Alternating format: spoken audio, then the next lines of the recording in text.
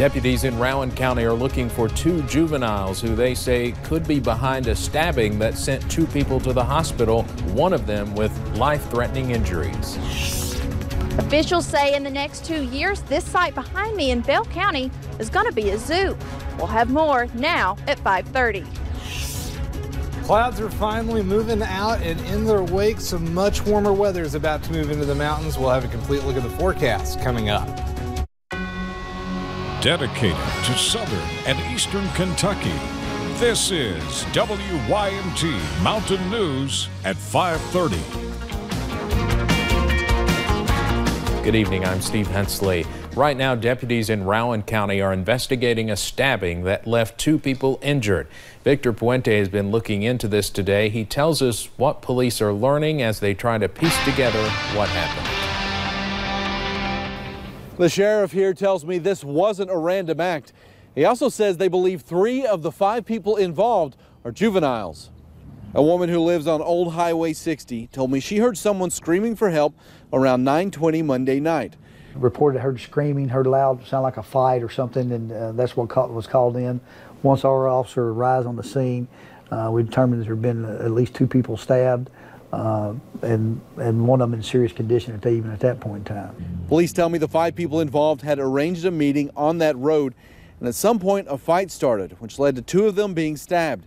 I think there was 5 total people involved in this incident, and at least 2, possibly 3 of those are under the age of 18, yes, sir. Neighbors tell me they were worried that violence had happened so close to their homes. The sheriff said this wasn't a random act. I said all these parties involved knew each other by name, had arranged to meet there, and then something in the course of that conversation, violence broke out. At this point, we don't know how those 2 people who were stabbed are doing. We do know at least one of them had injuries that were serious enough they had to be airlifted to UK Hospital in Lexington. In Rowan County, Victor Puente, WKYT. Police say once they make an arrest in this case, they likely will not release those names because of their ages. An Amber Alert is still out for a Kentucky teenager. Here's a look at 16-year-old Lauren Sizemore. Police think she may be with her step-grandfather, Glenn Harper. Here's a look at him. Police think the two might be headed to Texas. They say he's driving a maroon 2004 Hyundai Sonata with a Kentucky temporary tag. You should call police if you know anything about where the two could be.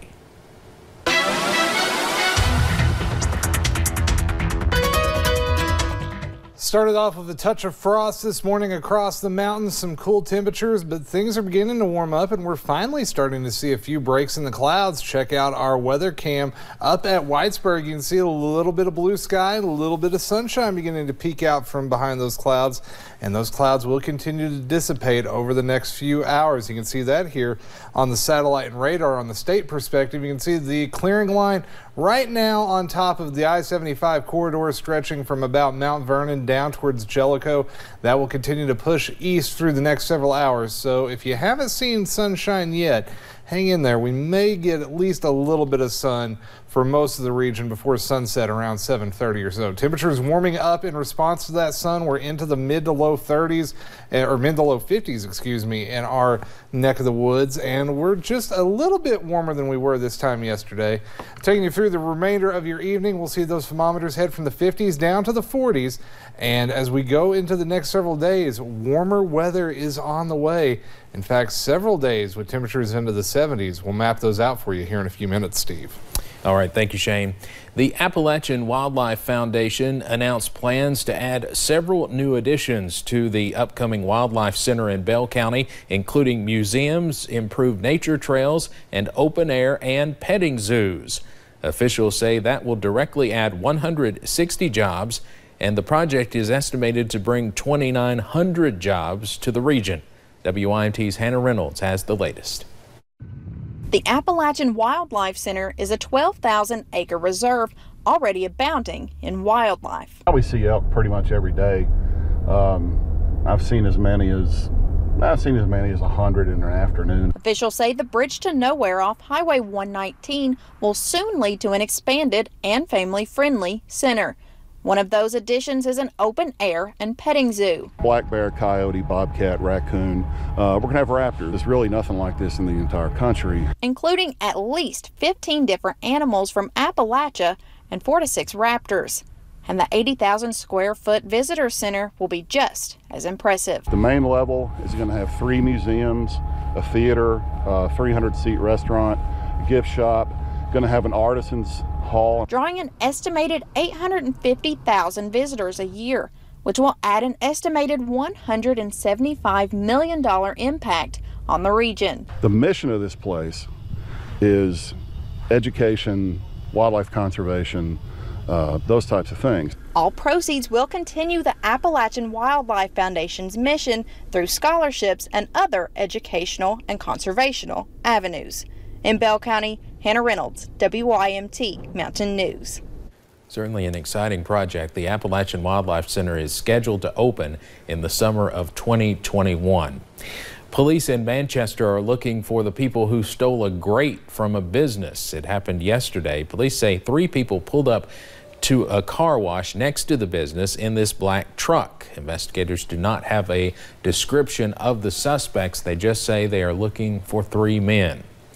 A bill to legalize sports betting in Kentucky fell short in Frankfort, but other states who passed similar legislation say it has not paid off. Mississippi, Rhode Island, Pennsylvania, and West Virginia say the money brought in fell short of expectations. State officials in Rhode Island say the sports books lost about $2.3 million to pay out winning bets during the Super Bowl. They say that cut into their tax revenue. Only New Jersey and Delaware say legal sports betting met expectations. The Democratic primary for state auditor shrunk a little today. Drew Curtis says he dropped out. He says other commitments prompted his decision. 3 other Democrats will take their names to the ballot box: Kelsey Hayes Coots, Sherry Donahue, and Chris Tobey.